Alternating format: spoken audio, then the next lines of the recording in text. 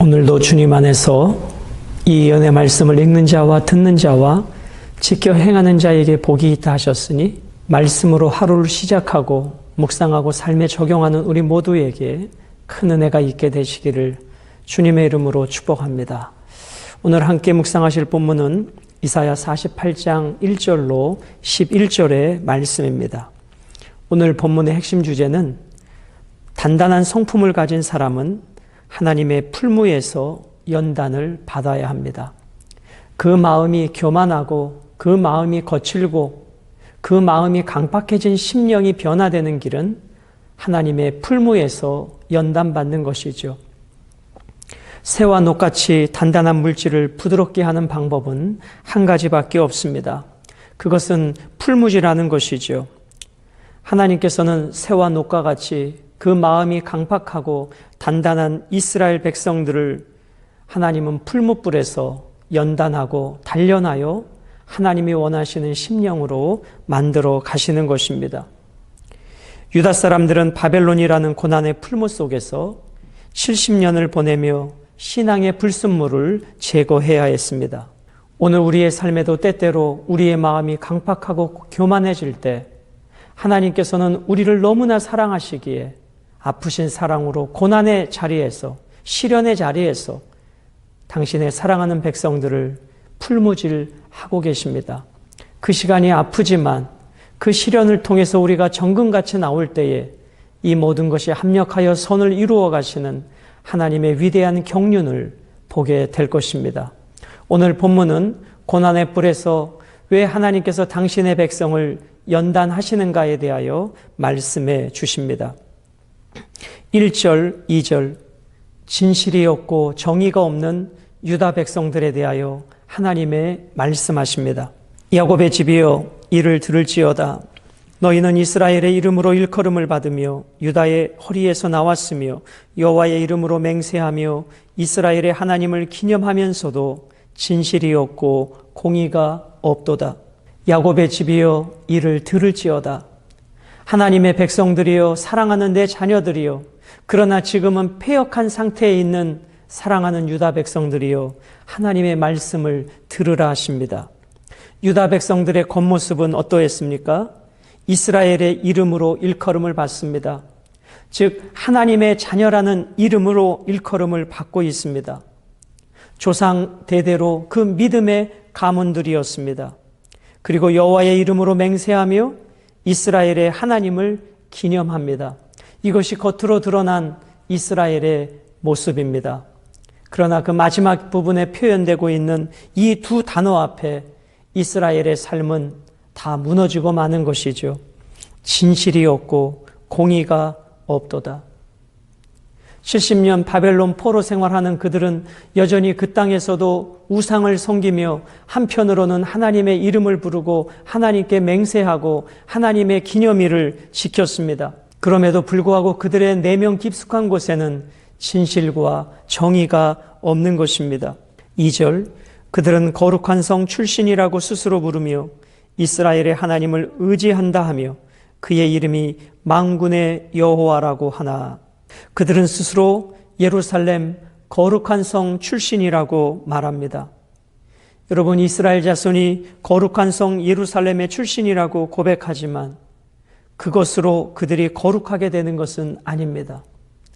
내가 예루살렘 사람이라고 그 자체가 나를 거룩하게 만들어주는 것이 아니라는 것이죠.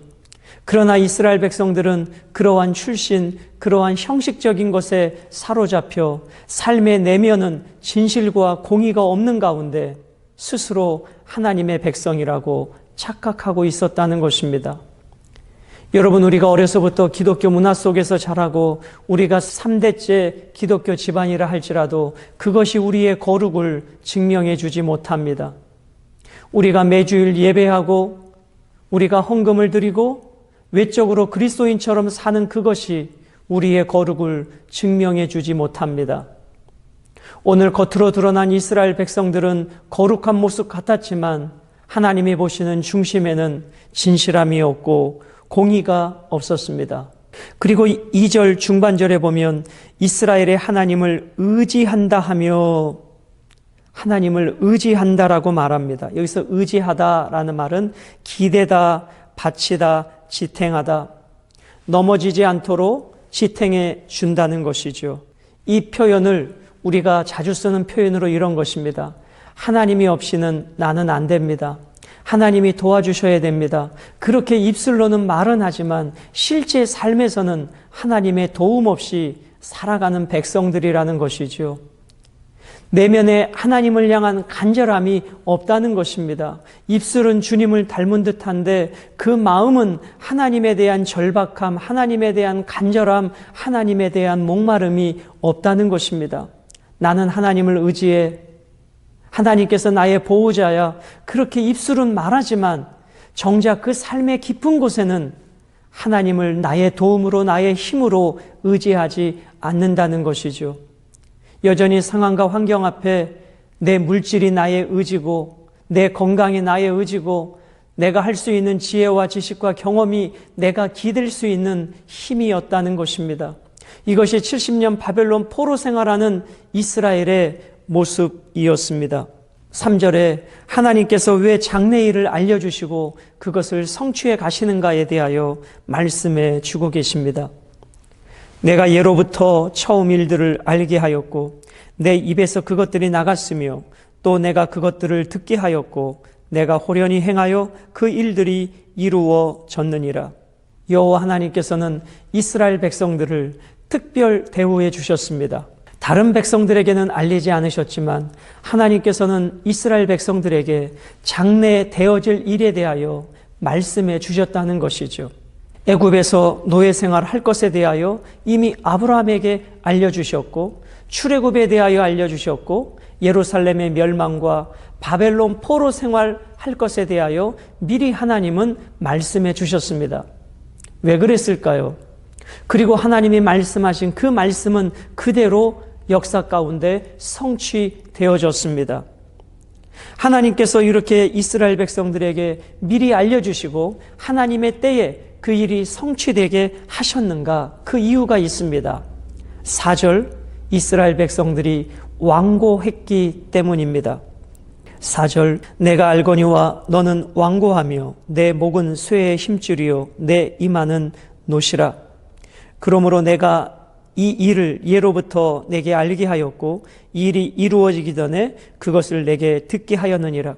그것을 내가 듣게 하여 내가 이것을 내 신이 행한 바요 내가 새긴 신상과 부어 만든 신상이 명령한 바라 말하지 못하게 하였느니라. 여러분, 하나님께서 이스라엘 백성들에게 왜 장차될 일을 미리 알려주시고 그 일을 성취해 가셨는가? 그것은 이 이스라엘 백성들이 완고했기 때문이라는 것입니다.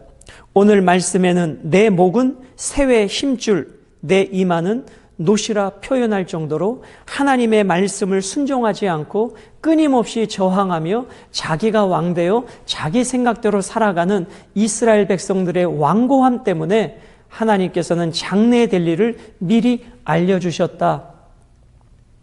또 한 가지 이유는 이런 것입니다. 하나님께서 장래일을 알려주시고 그 일이 역사 가운데 성취되게 하신 것은 이스라엘 백성들이 장래일을 듣지 못할 때에 이것은 하나님이 하신 것이 아니라 하나님보다 바알이 힘이 더 세서 바알이 이렇게 만들어갔다.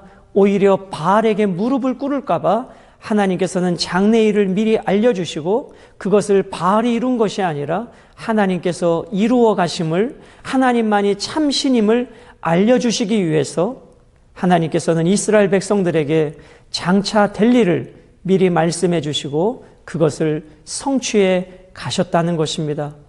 이것이 얼마나 안타까운 일이고 하나님의 입장에서는 아픈 사랑이고 탄식할 만한 일이겠습니까?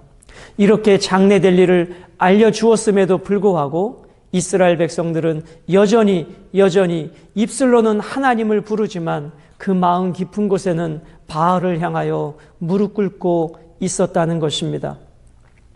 여기 말씀해 보면 완고하며 라는 표현이 있습니다. 이 단어는 완강하다, 거만하다 그런 뜻입니다. 주인이 이끌어가는데 그 주인이 가고자 하는 방향으로 완강하게 거부하는 소의 저항을 가리키고 있습니다. 하나님께서는 이쪽으로 가자고 하는데 이스라엘 백성들은 자기가 원하는 다른 방향으로 완강히 고집하여 갔다라는 것입니다. 농부가 이끄는 대로 소가 끌려가야 아름답게 농사를 지을 수 있는데 그것이 소의 행복일진데 소는 주인이 원하는 방향으로 끌려가지 않으려고 몸부림쳤다는 것이죠. 이것 때문에 하나님께서는 장래일을 그들에게 미리 알려주시고 이것이 하나님의 역사와 섭리의 주권 가운데 되어지는 것임을 보여주셨다는 것입니다. 6절과 7절은 새 일을 알리시는 하나님의 계획입니다. 6절, 내가 들었으니 이 모든 것을 보라.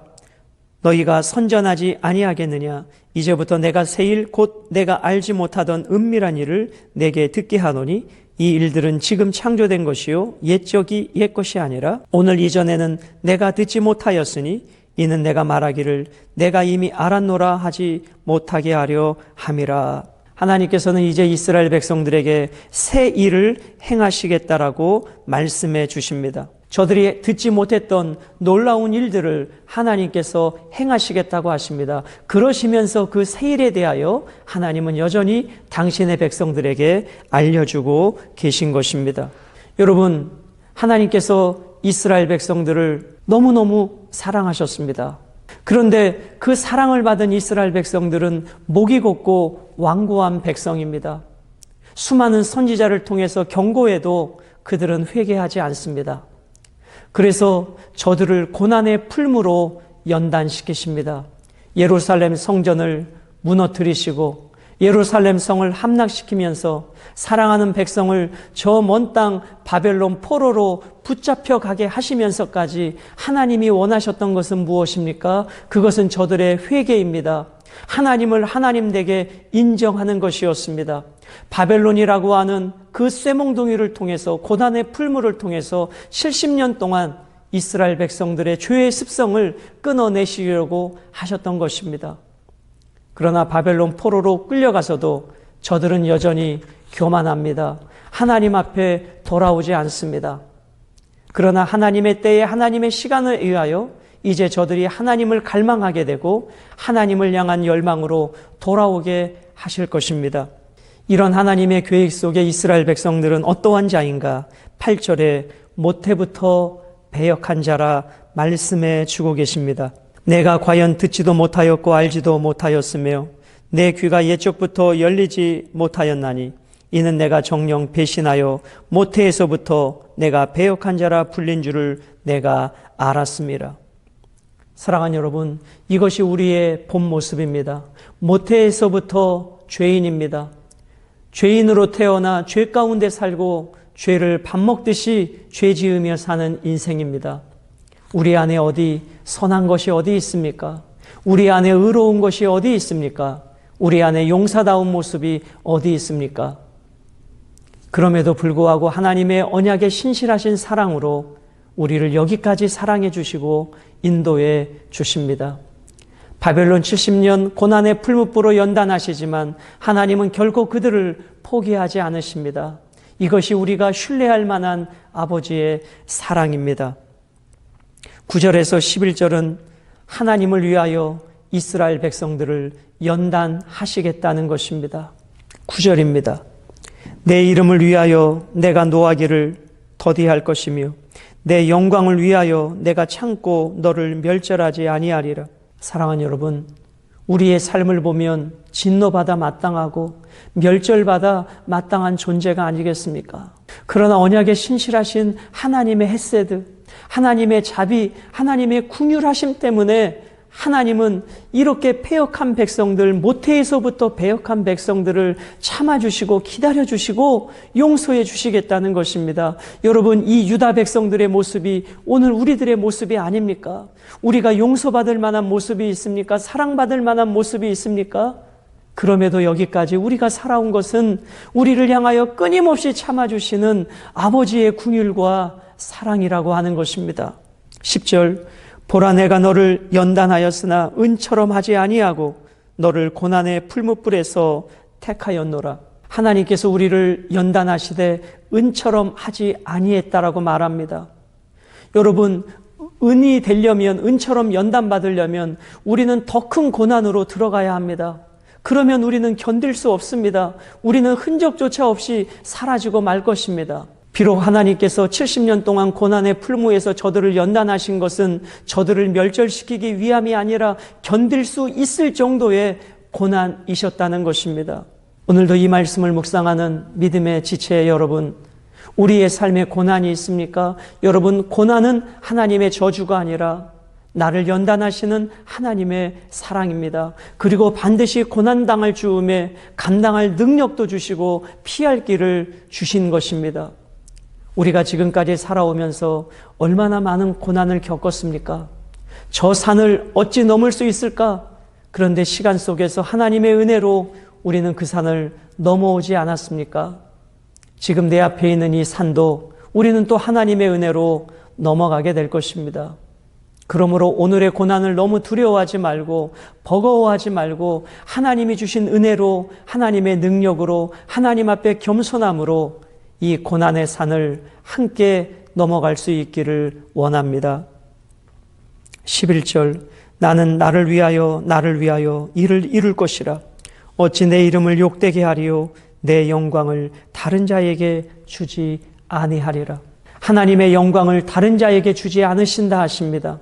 하나님의 영광을 바알에게 빼앗기지 않을 것입니다. 바알이 힘이 있어서 이스라엘 백성들이 포로로 붙잡혀온 것이 안 되게 하시겠다는 것입니다. 누가 진짜 신인가? 세상의 돈이 아닙니다. 세상의 권력이 아닙니다. 건강이 아닙니다. 명예가 아닙니다. 오직 여호와 하나님만이 우리의 유일한 신이라는 것입니다. 하나님은 당신의 이름을 걸고 당신의 명예를 걸고 하나님의 영광을 지키실 것입니다. 누구를 통해서요? 당신의 사랑하는 자녀들을 통해서 말입니다. 그러므로 하나님의 백성, 하나님의 자녀들이 이 땅에 고난 가운데 있을 때 그것이 망한다면 하나님의 영광이 안 되는 것이죠.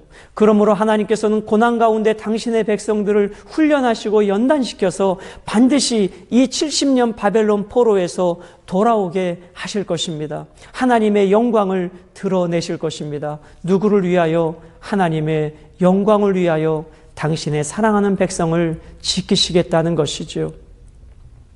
이 하나님의 신실하신 사랑이 있기에 오늘도 우리가 있고 앞으로 우리는 살아가게 될 것입니다. 그러므로 오늘 우리는 본문을 통해서 왜 하나님께서 이스라엘 백성들에게만 장래일을 말씀하시고 그 일을 성취해 가시는가? 그것은 이스라엘 백성들이 그만큼 완고하기 때문이었다. 자기가 왕되어 자기가 가고 싶은 길로 걸어가는 백성들이기에 바알의 힘이 아니라 하나님이 역사의 주권자임을 알리시기 위해서 미리 될 일을 말씀해 주시고 그대로 성취해 가고 계십니다. 그러므로 우리는 본문을 통해서 옛적에 여기까지 도우신 하나님의 은혜를 기억해야 하고 앞으로 행하실 하나님의 새 일을 우리는 기대해야 합니다. 그리고 오늘 내게 주어진 삶의 자리에서 철저히 회개하고 낮아지고 입술로만 주님을 의지하는 자가 아니라 내 모든 저 깊은 삶의 한복판에서 하나님의 은혜가 아니면 살 수 없는 그 진실함, 그 절박함, 그 간절함, 그 목마름으로 하나님의 사랑에 응답해야 할 것입니다. 오늘도 하나님께서 우리에게 하나님이 아니면 살 수 없는 그 목마른 자를 찾고 계시고 그런 자들에게 하나님께서 새 일을, 새로운 미래를 펼쳐 가실 것입니다. 그러므로 여러분, 오늘이라고 하는 이 코로나19의 현실에 너무 두려워하지 말고 어떻게 이 산을 넘을까 절망하지 말고 피할 길을 주시고 넘어가게 하실 하나님과 더불어 우리는 이겨가게 될 것입니다. 오늘도 나를 그렇게 언약 가운데 사랑해 주신 하나님의 신실하신 사랑을 확신하고 이 사랑을 삶에 경험하며 오늘도 이 말씀으로 하나님의 영광을 빼앗기지 않으신다고 하신 하나님, 그 영광에 나를 통하여 이 세상 가운데 오늘도 삶의 발자취 가운데 드러나게 되시기를 주님의 이름으로 축복합니다.